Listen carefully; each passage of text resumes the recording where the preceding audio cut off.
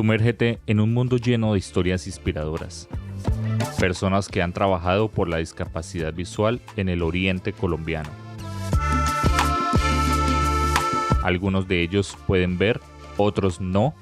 El caso es que aquí la discapacidad y el arte tienen su máxima expresión.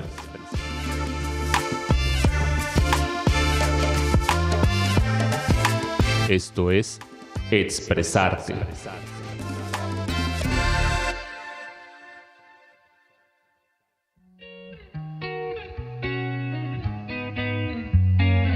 Nuestra invitada nació en la ciudad de Bogotá, creció en un internado escolar para niños ciegos, hoy es licenciada en educación artística con énfasis en música y ahora disfruta de ayudar a los niños y niñas con discapacidad visual con sus pasiones, la música y la educación.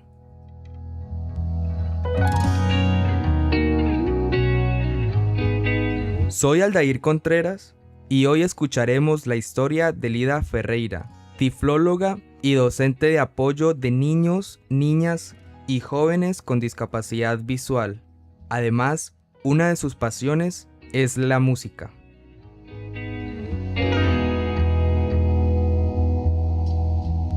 Hola Lida, ¿cómo está? Bienvenida, ¿cómo se encuentra? Hola Aldair, ¿qué tal? ¿Cómo se encuentra el día de hoy? Bien, bien, complacido de tenerla en este programa. Quiero conocerla, quiero que me cuente quién es usted. Y para empezar, me gustaría saber de dónde viene Lida Ferreira. Lida Ferreira viene de una familia conformada por papá, mamá y 4 hermanos más. Yo ocupo el 5º lugar en la familia. Generalmente hay muchas mamás que son mamá y papá. Entonces, pues ese rol lo cumplió mi mamá, ser mamá y papá. Cuando yo era muy pequeña, a mi mamá le dicen que yo tengo problemas visuales, pues por unas gotas equivocadas en los ojos se me perdió la vista de ambos ojos. Eso ocurrió cuando yo tenía menos de un mes de nacida. Y luego los ojos se me empezaron a poner rojos. Cuando los ojos empezaron a enrojecer y a salir como mucha lagaña, pues me llevaron al médico, pero ya no, ya se había perdido la posibilidad porque pues a mí me hicieron un trasplante de córnea para tratar de salvarme un ojo. El otro ojo sí totalmente se blanqueó en el momento que me aplicaron las gotas. En el otro ojo me trataron de salvar el ojo con un trasplante de córnea, pues eso permitió que yo conociera lo que fue la luz del día, lo que es la oscuridad, lo que son colores, pero nunca logré distinguir formas. Pero ¿qué sucede? Pues que lo que como no se usa se atrofia, pues con el tiempo mi ojo no logró un buen desarrollo y no fue funcional, digamos. Cuando ya llegué a la edad como de 17 años perdí totalmente el residuo visual poco que tenía. O sea que era como de ver obstáculos y colores y la luz del día. Yo formas nunca logré distinguir, solo colores y el día y la noche, y podía ver si el día estaba nublado, si estaba haciendo mucho sol o el hermoso cielo azul que hay cuando un día está bien despejado, que se ve ese cielo azulito bien hermoso. Y eso para ver los colores tenía que meterme prácticamente los objetos en los ojos. Yo de lejos no veía. ¿En qué ciudad vivían en ese entonces? Yo soy de la ciudad de Bogotá, yo nací en Bogotá. Como les comenté, pues a mi mamá le dijeron que yo tenía problemas visuales y en la clínica Barraquer le dijeron a mi mamá que había una institución que atendía a niños ciegos. Entonces le dijeron a mi mamá que me llevara al Instituto Colombiano para Niños Ciegos. Se conocía popularmente, pero en el momento que uno llegaba allá había una placa que decía Fundación Juan Antonio Pardo Ospina. Realmente ese era el nombre de la institución, pero muy cariñosamente todos lo conocemos como el Colombiano. Cuando yo tenía como 4 años, tal vez, yo creo, a mí me llevaron al Colombiano y pues como comenté anteriormente, mi mamá fue madre y padre, entonces a mí me dejaron de una vez interna. Yo no sabía en ese momento que era interno, ¿no? O sea, para mí fueron y me dejaron allá en el Colombiano y yo lloraba como cualquier niño normal que dejan a esa edad. En cuanto a lo académico, pues Es una exploración muy buena porque desde el preescolar se están incentivando los sentidos, se están estimulando.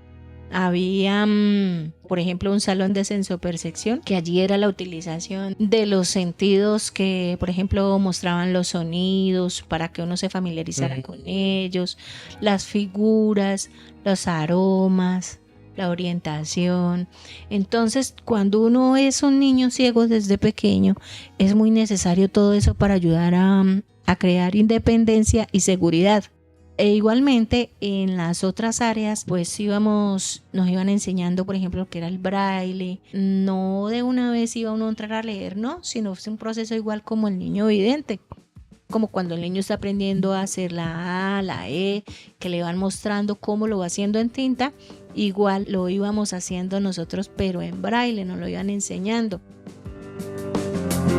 Le quiero preguntar, Lida, ¿de dónde nace ese gusto por la música? ¿Por qué la música? La música porque cuando nosotros desde preescolar sí nos empezaban a hacer iniciación musical y eso era muy bonito porque eran cantos infantiles. A nosotros teníamos una hora especial que nos enseñaban puras rondas infantiles y allí pues descubrían los que tienen una voz bien bonita, bien hermosa, ¿no? Yo ahí no alcancé a clasificar, pero esto sí había compañeros que tenían unas voces muy bonitas. Los otros solo hacíamos coritos, ¿no? Los profesores empezaban después, a medida que uno iba creciendo, a colocarlo como en un rango de voz. Generalmente pues las niñas éramos las sopranos y los niños eran los tenores. Y con los instrumentos pues uno iba practicando. Yo empecé con piano, pero yo no sé qué pasó con piano. Me encanta mucho cómo suena el piano y todo. Pero no, yo estaba pequeña, pero no sé si fui yo o fue el docente, no sé qué sería. Un día me dijo que yo no servía para piano y aún hoy en día tengo esa frustración de que no sé, pero me encanta cómo suena ese piano. Es que es hermoso escuchar esas melodías en piano, pero la verdad esa frustración sí como que la tengo. Luego empecé en violín, pero el violín pues a mí la verdad como que no me agradó mucho. Enseguida empecé en acordeón, pero en acordeón sí me gustaba, pero bueno, la docente que había en acordeón se fue. Entonces ahí me metí a guitarra y a flauta.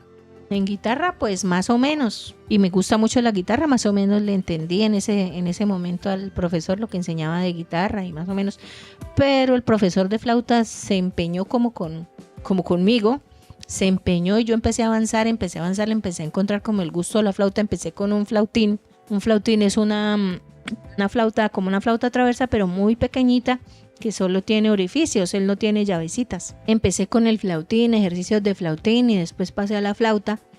Y ya cuando pasé a la flauta, los profesores empezaban a unir como para formar estudiantinas. Entonces unos compañeros tocaban el tiple, otro la guitarra, y otro compañero yo tocábamos la flauta. Entonces ahí como que me fue gustando mucho la flauta traversa y ahí seguí, pero entonces el problema es que yo cuando terminé quinto primaria, nosotros ya salíamos de la institución. Eso es un choque muy fuerte, porque ya uno esas cosas no las tenía en el bachillerato. Sí. Ya uno estaba preparado en el quinto, estaba uno preparado en movilidad y en lo que uno necesitaba para poder salir a una institución convencional. ¿Cómo sintió ese cambio? Porque hubieron varios cambios. Por un lado, los compañeros pues ya todos no compartían la condición de discapacidad, y por otro lado el espacio, ¿no? El espacio cambió también totalmente, de tener diferentes salones, diferentes patios. Sí, claro. Ahí es donde tiene que tener uno la parte psicológica, la parte emocional, tiene que tenerla uno muy fundamentada, porque es un cambio fuerte. ¿Qué sucedió en el bachillerato? Resulta que a la institución que yo fui, pues ya allí conocían de los ciegos. Allí una promoción que había salido del colombiano también, había ido allí a estudiar otros niños. Entonces estos chicos habían dejado en alto o tenían en alto la discapacidad visual, porque ellos fueron muy buenos estudiantes allí. Entonces no era del todo desconocido para los docentes cómo se podía trabajar con una persona con discapacidad visual. Y ya en ese año, ya cuando hice el primer bachillerato, nosotros nos vinimos para Cúcuta por cuestiones de salud de mi mamá. Avanzando un poquito en la historia, ya estando acá en Cúcuta, ¿cómo continuó ese desarrollo con el área artística? Para el cambio de ciudad, lo único que yo le pedí a mi mamá fue que le dijera a mi hermana que me averiguara si aquí había INSI. Porque si no hay INSI, ¿yo qué voy a hacer? Le decía, ¿yo qué voy a hacer si no hay INSI? Entonces le dijeron que sí.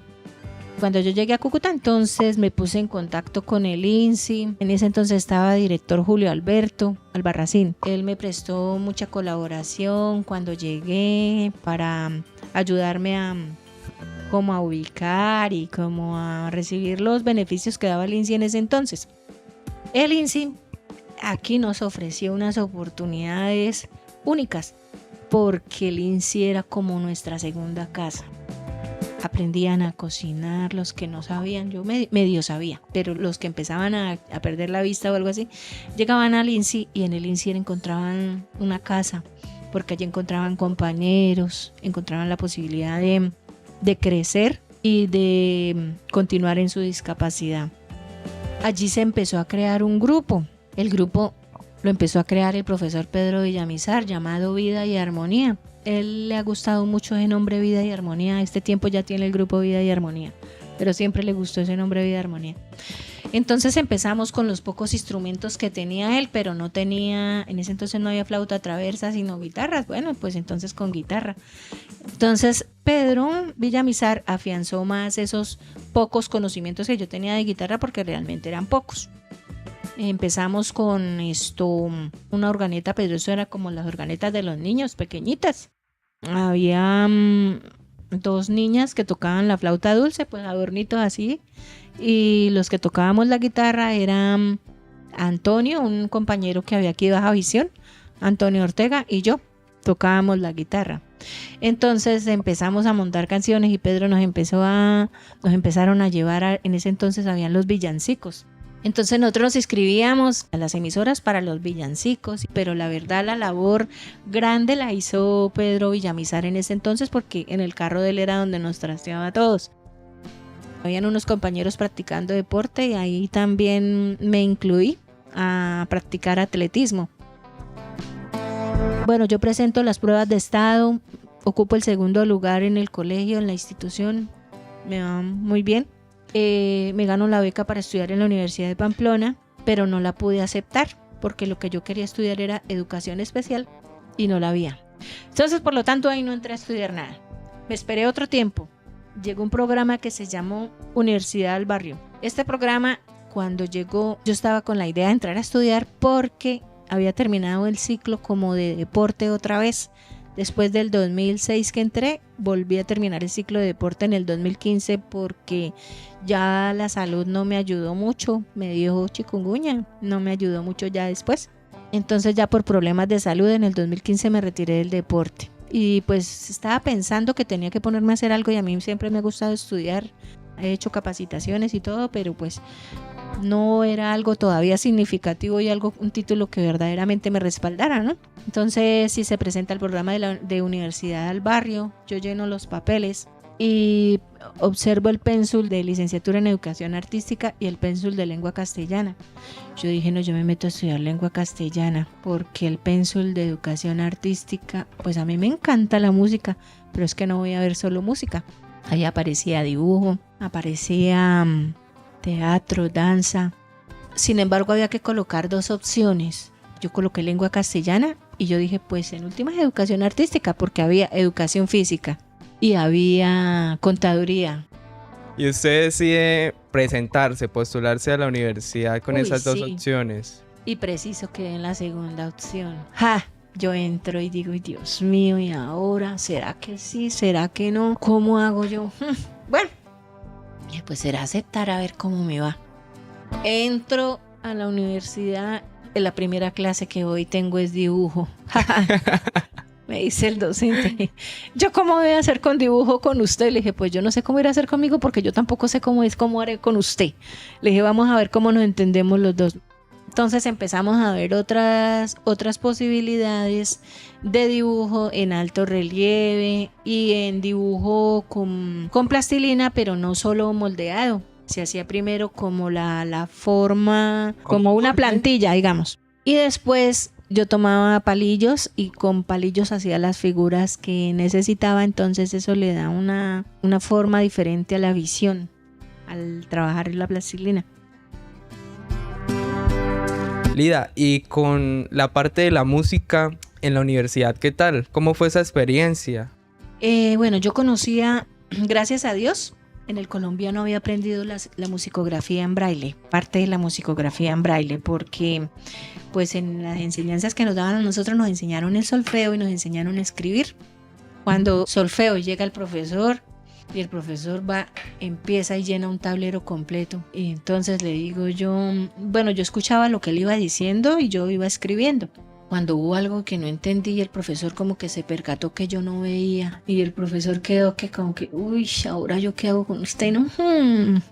¿Qué vamos a hacer? Entonces yo le digo, no, profe, usted no me va a explicar cómo se escribe ni nada, yo simplemente quiero que me expliques cómo arma usted el acorde, porque yo lo entiendo, pero no sé cómo lo está armando usted, si hacia abajo, si de frente, forma vertical o forma horizontal, cómo lo está armando usted.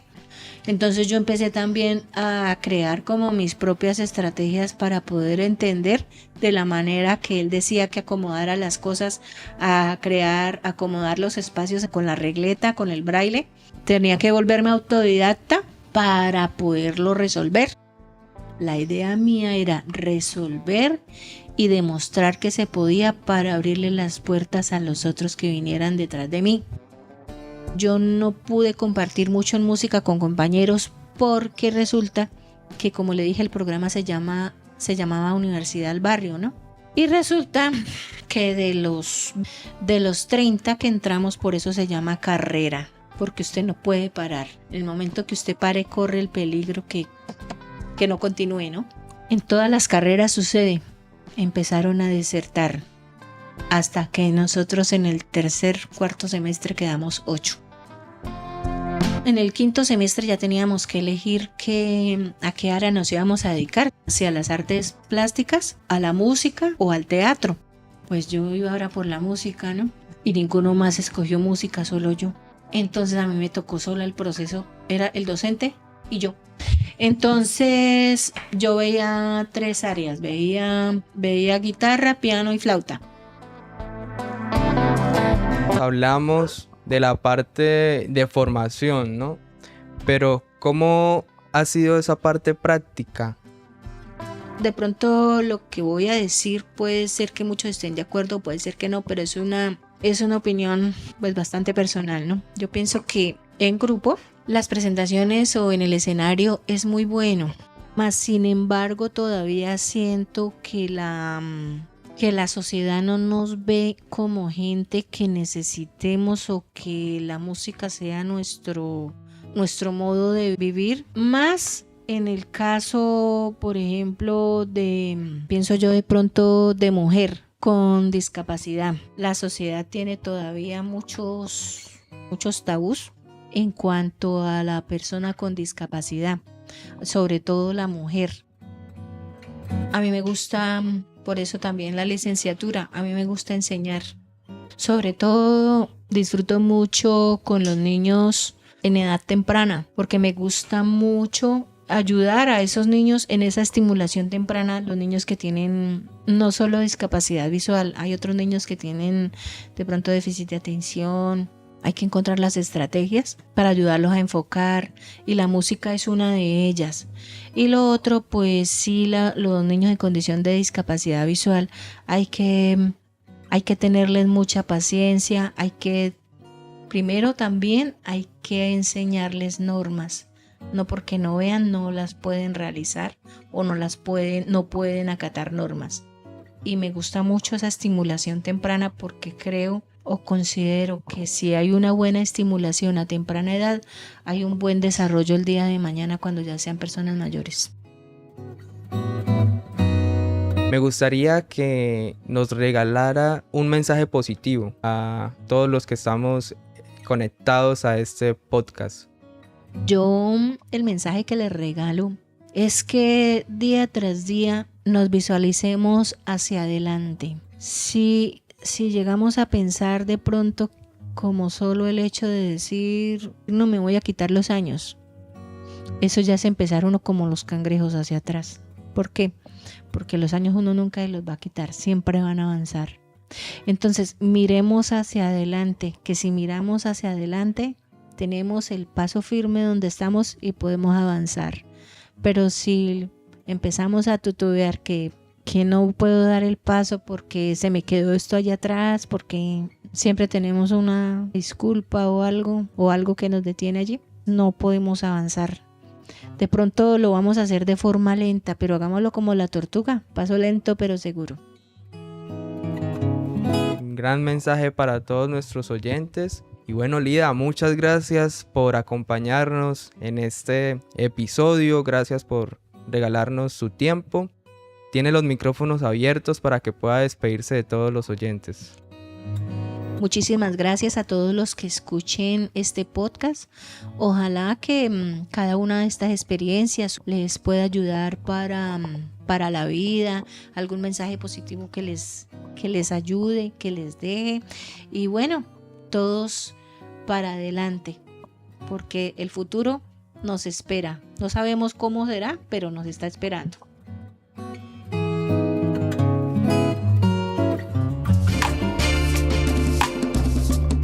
Muchas gracias por escucharnos. Recuerda seguir conectado con Expresarte, el podcast en donde la discapacidad y el arte tienen su máxima expresión.